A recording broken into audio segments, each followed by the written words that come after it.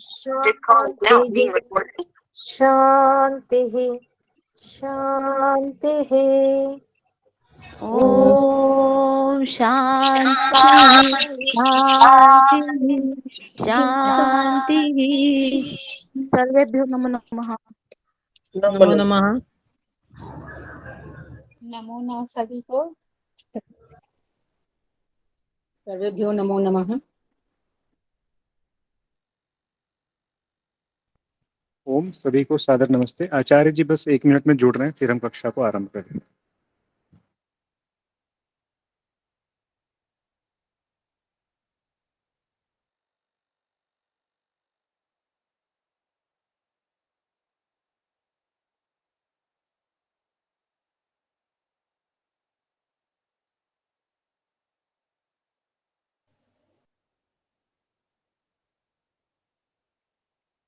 जी नमस्ते गुरु जी। सादर नमस्ते आचार्य जी। नमस्ते जी। सादर नमस्ते जी। नमस्ते आचार्य। नमो नमः आचार्य। नमो नमः जी। सभी को सादर नमस्कार। नमस्ते आचार्य, नमो सभी नमः। को सादर नमस्ते नमस्ते। जी। नमस्ते जी, सभी को सादर नमस्ते जी। जी गुरु जी, हमने मंत्र उच्चारण अभी कर लिया है और बस आपके संबोधन की जी प्रतीक्षा जी कर रहे थे, तो जी जी, आप बिल्कुल अपनी बात रख बिल्कुल सकते हैं गुरु जी। नमस्ते। बिल्कुल जी बिल्कुल।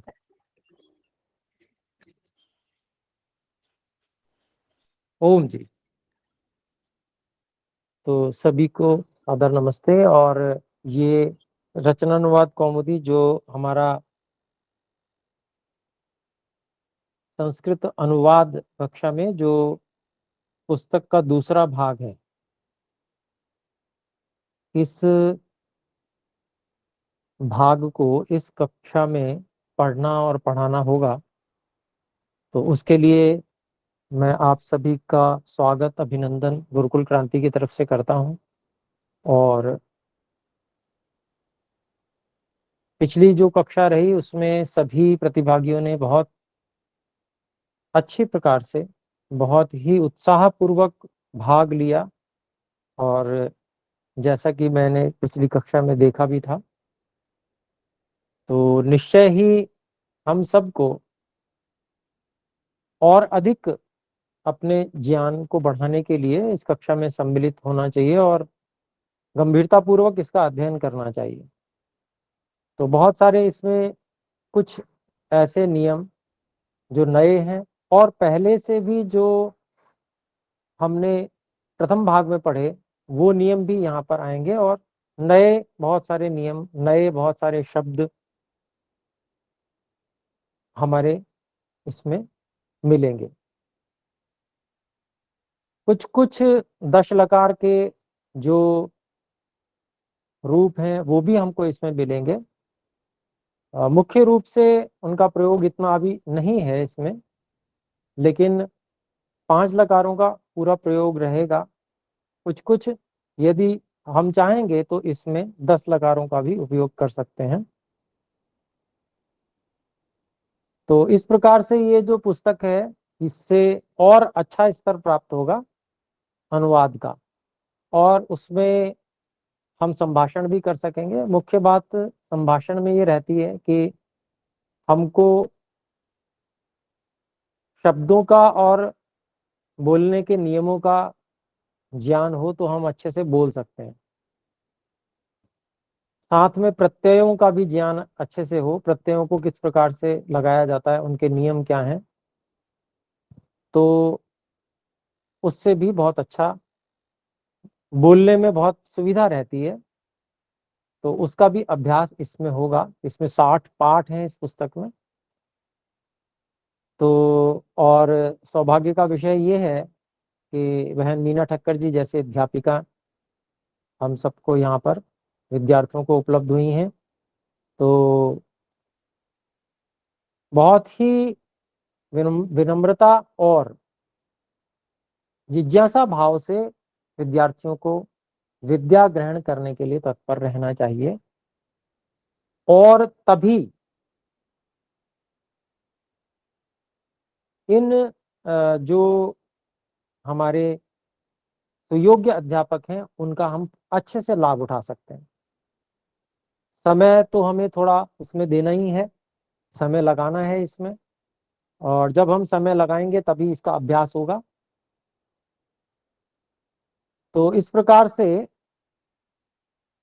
विश्वास पूर्वक और परिश्रम पूर्वक इस विषय को हम सब सीखें, ये ऐसी शुभकामनाएं आप सबके लिए हम सब जो अध्यापक गण हैं उनकी ओर से हैं। तो फिर से एक बार आपका अभिनंदन, स्वागत करता हूं इस कक्षा में। और ये सुनिश्चित है कि बहन मीना ठक्कर जी निश्चित रूप से आप सबको बहुत अच्छे से इस विषय का अध्ययन कराएंगी। तो उसके लिए हम सुसज्जित हों और अच्छे से इसमें परिश्रम पूर्वक इसका अध्ययन करें। इतना ही। और कुछ विशेष रह रहा हो तो मुझे मैं निवेदन करूंगा अपने हिमांशु जी से, वो जो कुछ शेष रह रहा हो, आप सबसे बात कोई रखनी हो, कुछ शेष रह रही है तो वो भी रखें। इतना कह के विराम। सभी को स्वागत अभिनंदन के साथ नमस्ते जी। धन्यवाद गुरु जी, आपने सभी बातें रख दी बहुत ही स्पष्ट रूप से, और इसके लिए आपको हार्दिक धन्यवाद। और अब मैं आचार्य मीना ठक्कर जी से निवेदन करता हूँ कि कक्षा को आरंभ करें। धन्यवाद। जी। सभी को सादर नमस्ते जी। मेरे लिए आज्ञा हो तो मैं कक्षा को छोड़ सकूंगा। जी जी बिल्कुल गुरु जी, जी आपने अपना धन्यवाद। इतना कीमती समय निकाला, बहुत बहुत धन्यवाद गुरु जी। धन्यवाद जी। ओम नमस्ते।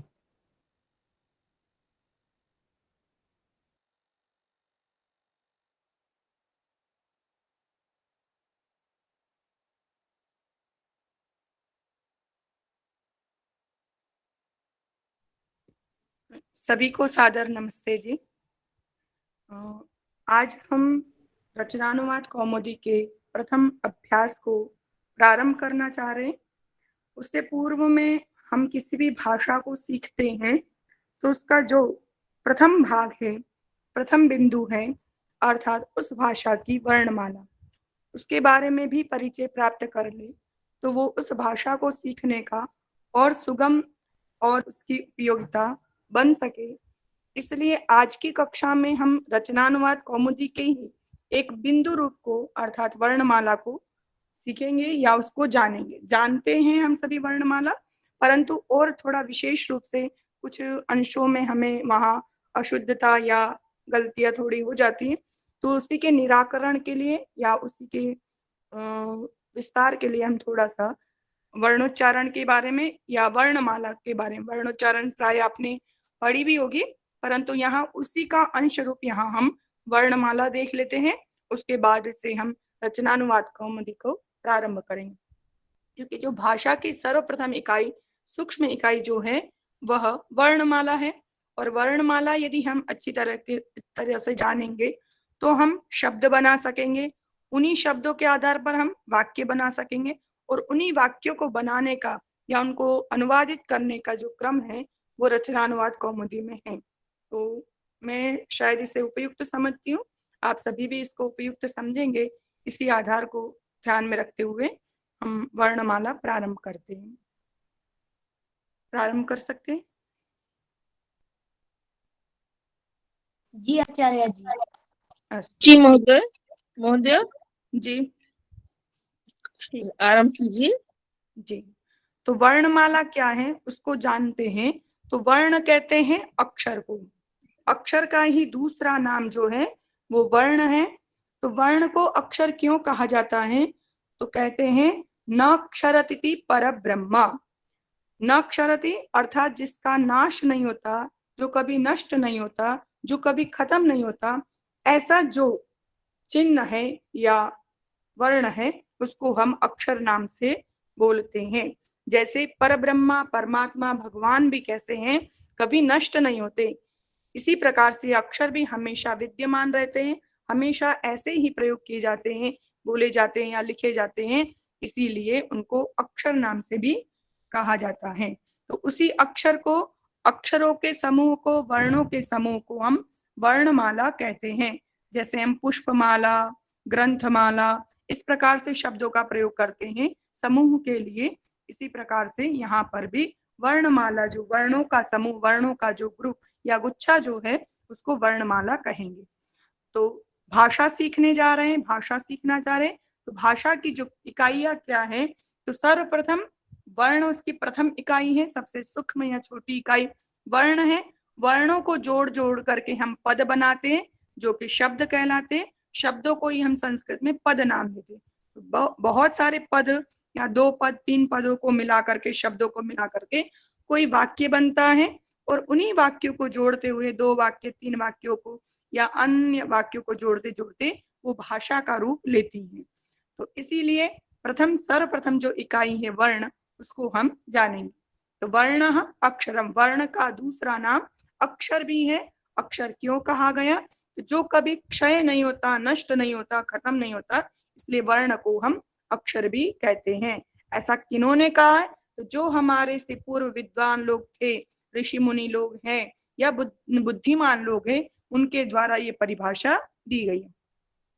वर्णमाला किसे कहते हैं? तो वर्णानाम समूह वर्णमाला, वर्णों के समूह को, ग्रुप को, गुच्छे को वर्णमाला कहते हैं। वर्ण कितने प्रकार के हैं? तो वर्णाः द्विविधाः, 2 प्रकार के वर्ण हैं। कौन कौन से? तो स्वराः व्यंजनानि, स्वर और व्यंजन, ये 2 प्रकार है। स्वर बहुवचन, बहुत सारे, इसलिए स्वराः, और पुल्लिंग शब्द है, इसलिए स्वरः स्वरौ स्वराः। और व्यंजनानि, व्यंजन शब्द नपुंसकलिंग है, व्यंजनम व्यंजने व्यंजनानि। ठीक है। स्वर क्यों कहा गया है? तो स्वयं राजन्ते इति स्वराः, जो स्वयं राजन्ते, राजन राजरी दीप्तौ धातु है, अर्थात राजते राजेते राजन्ते, जो स्वयं दीप्त होते, प्रदीप्त होते, प्रकाशित होते, या जिनको बोलने के लिए, संक्षिप्त परिभाषा कहते, जिन वर्णों को बोलने के लिए हमें किसी और वर्ण की सहायता नहीं लेनी पड़ती है, जो स्वतः उच्चारण किए जा सकते हैं, उनको हम स्वर नाम देते हैं। आगे का व्यंजन किन का नाम है? तो कहा व्यंजन्ते एभिरिति व्यंजनानि, जिनका हम व्यंजन कर सके, जिनका हम विभाग कर सके, विस्तार कर सके, ऐसे जो वर्ण है, एभी से यहाँ पर स्वर शब्द का प्रयोग लिया गया। जिनके द्वारा, अर्थात जिनकी सहायता के द्वारा हम जिन वर्णों का प्रयोग करते हैं या कुछ वर्णों का प्रयोग करते हैं, वे सभी व्यंजन कहलाएंगे। तो ए भी अर्थात स्वर ही, स्वरों के द्वारा जिनका व्यंजन अर्थात उपयोग किया जाता है, उनका उच्चारण किया जाता है, प्रयोग किया जाता है, वे सभी व्यंजन कहलाते हैं। तो ये कैसे स्पष्ट होगा कि हम कौन से वर्ण सहायता से बोल रहे हैं या नहीं? तो जैसे अ है, आ है, इनमें किसी दूसरे वर्ण की हमें बोलने की आवश्यकता, किसी दूसरे वर्ण को लेने की आवश्यकता नहीं प्रतीत हो रही है। लेकिन क, इसमें हमको अ ऐसा सुनाई दे रहा है, ख ये बोलेंगे तो अ सुनाई दे, अर्थात व्यंजन हमेशा अपने आप में आधे हलंत होते, और उनका उच्चारण करने के लिए, बोलने के लिए जब हम वर्णमाला भी पढ़ते हैं तो क ख ऐसा हम नहीं बोलते, क ख ग, अर्थात अ का हम साथ में हेल्प के रूप में सहायता ले रहे हैं, इसलिए वो व्यंजन कहलाते हैं। ठीक है। स्वर कौन कौन से हैं? तो बताया अ, आ, ई, उ, री, री, ए, आई, ओ, औ। ठीक है। यहाँ पर ये 2 वर्ण है जो कि हम अन्य जो वर्णमाला देखते हैं, हिंदी है, गुजराती है, अदर जो भी लैंग्वेज है, कई भाषाओं में ये लिपि प्रयोग की जाती, तो वहां पर इन 2 वर्णों को हम नहीं गिनते, परंतु इसके बाद में हम 2 वर्ण और देखते हैं, अंग, अह। ठीक है, जिनका प्रयोग यहाँ नहीं किया गया। तो क्या यहाँ ये वर्णमाला गलत है? तो नहीं, जैसी यहाँ लिखी गई है ये 13 स्वर वर्णमाला में, संस्कृत की वर्णमाला में स्वरों के साथ प्रयोग किए जाते हैं स्वर रूप में। ठीक है। अंग अह का यहाँ उच्चारण क्यों नहीं किया या प्रयोग क्यों नहीं किया, वो आगे के भाग में मैं बताऊंगी। परंतु हाँ, स्वर में री और री, दीर्घ री बोलते इसको, यहाँ पर जो है वो ह्रस्व है, उसके बाद में एक और ऐसा चिन्ह लग जाएगा जो ये स्पष्ट करेगा कि ये दीर्घ री है, यहाँ पर दीर्घ री का उच्चारण होगा। तो ये क्यों बताया है? क्योंकि जब हम किसी भी शब्द का अर्थात ऋकारांत शब्दों का जब प्रयोग करेंगे तो शब्द प्रयोग करते हैं तो वहां पर जब विभक्ति आदि होती हैं तो कहीं कहीं दीर्घ, जैसे षष्ठी का बहुवचन है, ऐसे कुछ जगह पर दीर्घ हो जाता है या संधि के कारण दीर्घ हो जाता है। तो वहां पर स्पष्टता रहे कि री को लिखा कैसे जाता है, उसका प्रोनाउंसिएशन कैसे होता है। तो यहाँ पर स्पष्ट बताया ये 13 स्वर होते हैं। अ, आ, ई, उ, री, री, ए, आई, ओ, औ।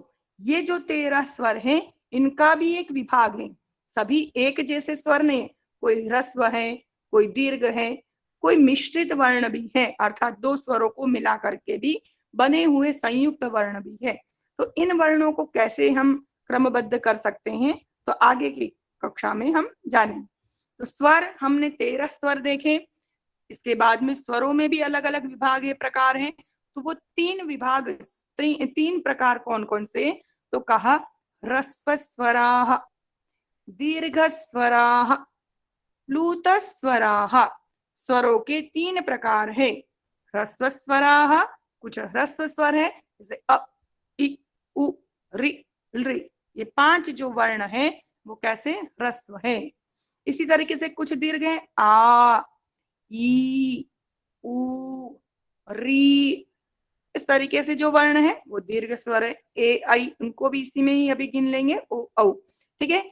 कुछ स्वर जो है प्लूत चिन्ह वाले हैं, प्लूत स्वर भी है, अर्थात त्रिमात्रिक, जिनको बोलने में ज्यादा समय देना पड़ता हो या जिनका बहुत ऊंचे से उच्चारण किया जाता हो, वे सभी प्रायः प्लूत स्वर के अंतर्गत आते हैं।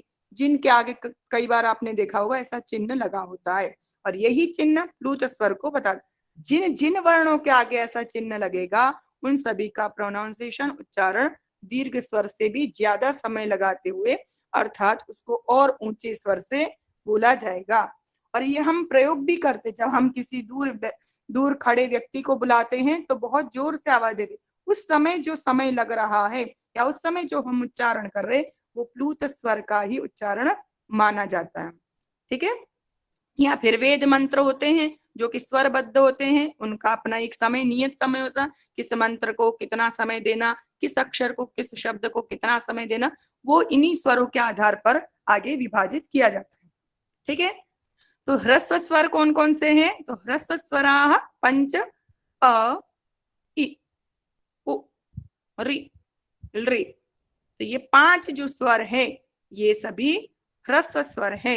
इनको ह्रस्व क्यों कहा जाता है, तो एक मात्रा कालिकः ह्रस्व स्वरः, क्योंकि इनका जो समय है वो कैसा है, एक मात्रा के जितना। एक मात्रा को बोलने के लिए जो समय पर्याप्त है वो इनके लिए ह्रस्व स्वर के लिए उपयुक्त समय। इसी तरीके से आगे कहा ह्रस्व स्वराणाम उच्चारणार्थम एक मात्रा कालः, ह्रस्व स्वरों को बोलने के लिए एक मात्रा के जितना, उच्चारण करने के लिए एक मात्रा जितना समय आवश्यक है या उतना समय, कम से कम उतना समय लगाइए।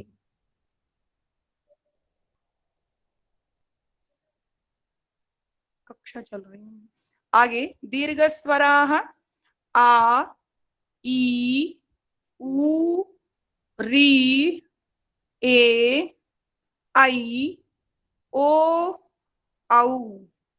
ये जितने स्वर बताए गए हैं ये 8 स्वर,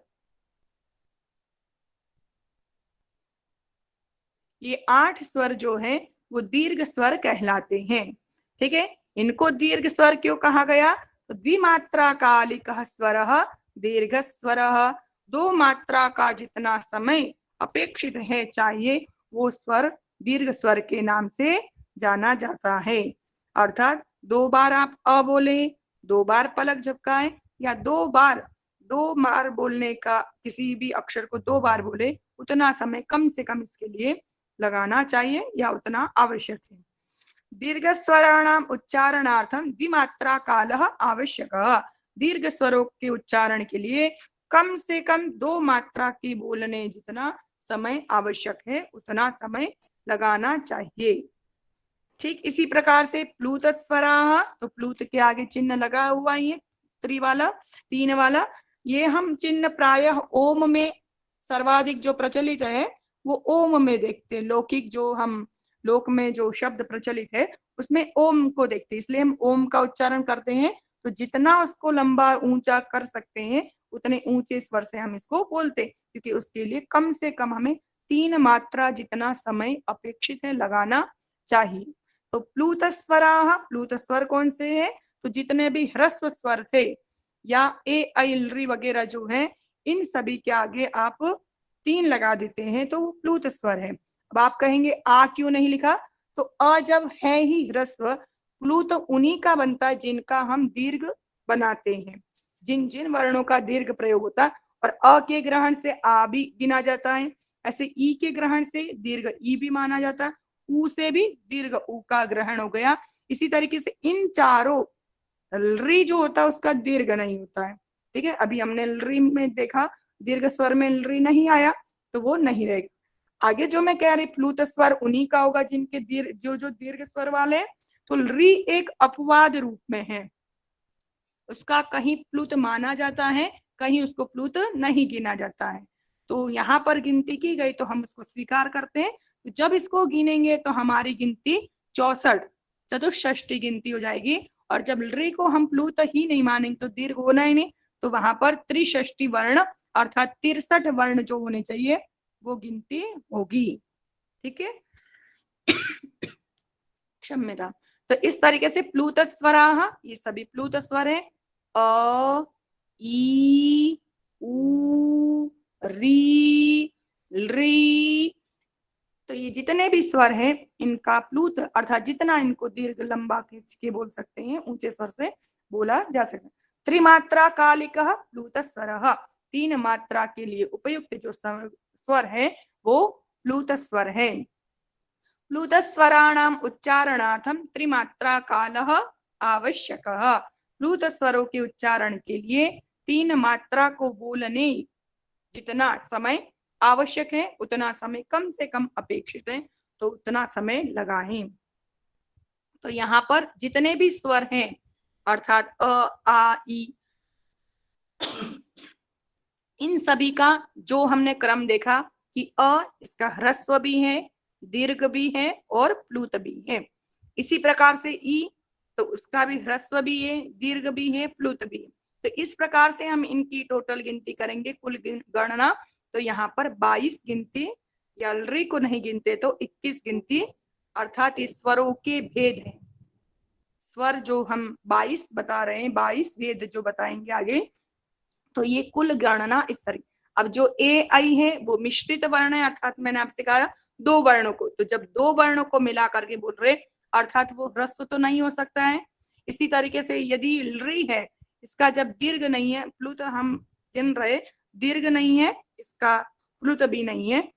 और कुछ लोग कुछ विद्वान लोग इसको मानते हैं, कहीं प्रयोग देखा गया तो इसको प्लुत में गिना गया। तो इस तरीके से जिनका ह्रस्व नहीं है तो वे सभी उनकी गिनती नहीं की जाएगी, अर्थात वो हटा दी जाएंगे। तो कुल गणना करेंगे तो इस प्रकार से जिनका दीर्घ है उनका प्लुत बनेगा, जिनका ह्रस्व है उनका दीर्घ है, और दीर्घ है तो प्लुत है। तो इस प्रकार से ये इतने वर्ण 22 स्वरों के 22 स्वर माने गए हैं या स्वरों के भेद। ठीक, आप गिनती कर सकते हैं। अ है तो अ का ह्रस्व दीर्घ प्लुत, इसी तरीके से ई है, ई का भी ह्रस्व दीर्घ। अब अ गिन लिया तो बाद में अलग से आ गिनने की जरूरत नहीं रहती है। अ का ही भेद आ है, इसलिए अ ये ह्रस्व भी है, दीर्घ भी है, प्लुत। इसके बाद में ई है, ह्रस्व भी है, दीर्घ भी है, प्लुत भी है। इसी प्रकार से ऊ है, ह्रस्व दीर्घ प्लुत। तो ऐसे गणना करेंगे तो कुल गणना 21 या 22 हो जाती है यहाँ तक। ठीक है, आप करिएगा, देखिएगा। इसके बाद ये हो गया स्वरों का भेद, स्वर कितने प्रकार के वो स्पष्ट हो गया। आगे है व्यंजनानि, समय बताते रहिएगा। हाँ, व्यंजनानि तो स्पर्श व्यंजनानि, व्यंजनों के भी 2 विभाग है, कुछ व्यंजन वर्गीय है, कुछ व्यंजन अवर्गीय।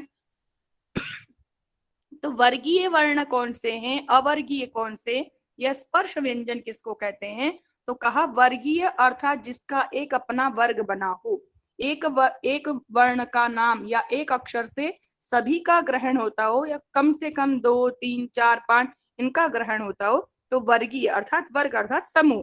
इसी तरीके से तो आपने कई जगह सुना होगा क वर्ग, ठीक है, क वर्ग कह दिया तो वहां पर क के साथ के जितने वर्ण है एक लाइन में आने वाले क ख ग घ ङ, इन पांचों वर्णों का ग्रहण होता है या पांचों वर्ण माने गिने जाते हैं तो वह एक वर्ग क वर्ग कहलाता। ऐसे ही च वर्ग कहते हैं। च वर्ग कहने से च छ ज झ ञ, जैसे हम किसी कक्षा में होते हैं कहते अ वर्ग के छात्र है, ट वर्ग के छात्र है, तो उससे क्या हो जाता है उस पूरी कक्षा में जितने छात्र हैं उनकी गिनती हो जाती है। इसी तरीके से यहाँ क वर्ग कहेंगे तो पांचों अक्षरों को एक साथ गिना जाएगा, उसके अंतर्गत पांचों वर्ण है। ऐसे ही च वर्ग कहेंगे जो प्रथम अक्षर है उसी से वर्ग है, ख वर्ग ग वर्ग ऐसा नहीं। क वर्ग कहेंगे तो क के अंतर्गत पांचों अक्षर आ जाएंगे। च वर्ग कहेंगे तो च छ ज झ ञ, ट वर्ग कहेंगे तो ट ठ ड ढ ण, और त वर्ग कहेंगे त थ द ध न, प वर्ग से प फ ब भ म। इस प्रकार से ये इनको स्पर्श व्यंजन भी है, साथ में इसको वर्गीय वर्ण भी कहा। तो वर्गीय अर्थात जो ग्रुप समूह रूप होते हैं उनको वर्गीय कहे जाते हैं। दूसरा आपने देखा होगा इसके बाद जो होते हैं जो य र ल व, कभी भी हमने य वर्ग श वर्ग ऐसा नहीं सुना क्योंकि इनका वर्ग इनका ग्रुप इनका समूह नहीं, हालांकि ये लिखे साथ में जाते परंतु इनका वर्ग नहीं है। यहाँ पर इन्हीं का वर्ग बना हुआ, इन्हीं का ग्रुप समूह बना हुआ, इसलिए ये वर्गीय वर्ण भी कहलाते।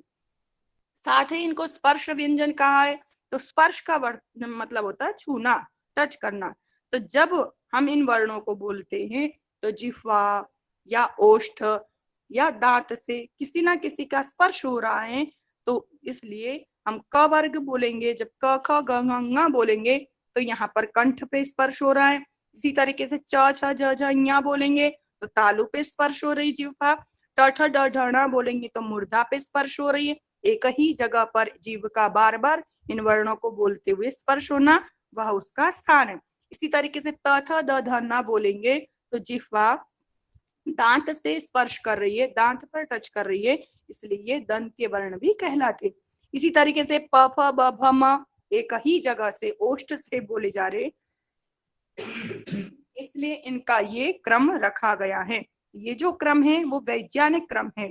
जिस तरीके से हमारी मुख की आकृति है उनके अंदर जितने अंग प्रत्यंग है उनका जो क्रम है ठीक इसी प्रकार से जो ये भाषा की प्रथम इकाई अर्थात वर्णमाला है उसमें भी जो व्यंजन है उनका क्रम इस प्रकार से निर्धारित किया गया है। तो ये वर्ण व्यवस्था ये भी हमारे या ऐसे ही नहीं कि हम कभी भी हमने ङ के बाद में च नहीं लिखा या घ के बाद में ङ को नीचे च वाली लाइन में लिखा, ऐसा नहीं किया। इसको किसी ने नहीं बदला क्योंकि ये बदल भी नहीं सकते। इनको सभी को बोलने का एक ही क्रम एक ही स्थान निश्चित है, इसीलिए ये वर्ण इसी प्रकार से लिखे जाते। हम अंग्रेजी की अल्फाबेट्स जो है एक लाइन में चाहे सभी लिख दे या अलग अलग लाइन में लिखे उससे कोई फर्क नहीं पड़ता, लेकिन इनका जो क्रम बना हुआ है यह क्रम हमेशा ऐसे ही बनाए रखना होता है और ऐसे ही लिखा जाता है। इसको कोई भी नकार नहीं सकता, चाहे वो किसी भी भाषा को जानता हो, किसी भी भाषा का विद्वान हो, पर इस बात से आज तक कोई भी इसको नहीं ये कर पाया कि नहीं ये क्रम सही नहीं है। तो कुछ भी आगे के जो वर्ण है जो अवर्गीय है उनका भी अपना एक क्रम है, उसको लिखने का भी एक अपना औचित्य है। तो इस प्रकार से ये जो स्पर्श व्यंजन है उसके बारे में और स्वर वर्णों के बारे में संक्षेप में हमने जाना। आगे का जो है मेरे ख्याल से समय हो गया है, तो आगे का जो है वो हम अग्रिम कक्षा में जैसे उपयुक्त होगा उसको थोड़ा लेंगे, क्योंकि भाषा सीख रहे हैं, अनुवाद सीख रहे हैं, तो अनुवाद में आगे आप संधि भी सीखेंगे, शब्दों को भी सीखेंगे। तो यदि हमें वर्णमाला मालूम होगी या वर्णमाला का हमें परिचय होगा तो वो भाषा के लिए उपयुक्त रहेगा, उपयोगी बनेगा। इसीलिए इस चीज को, इस पाठ्यांश को आज लेने का विचार किया। अस्तु अस्तु महोदय। अभी के लिए मेरे ख्याल से ये पर्याप्त रहेगा। जी किसी को प्रश्न हो तो मैं पहले हिमांशु महोदय अस्ति।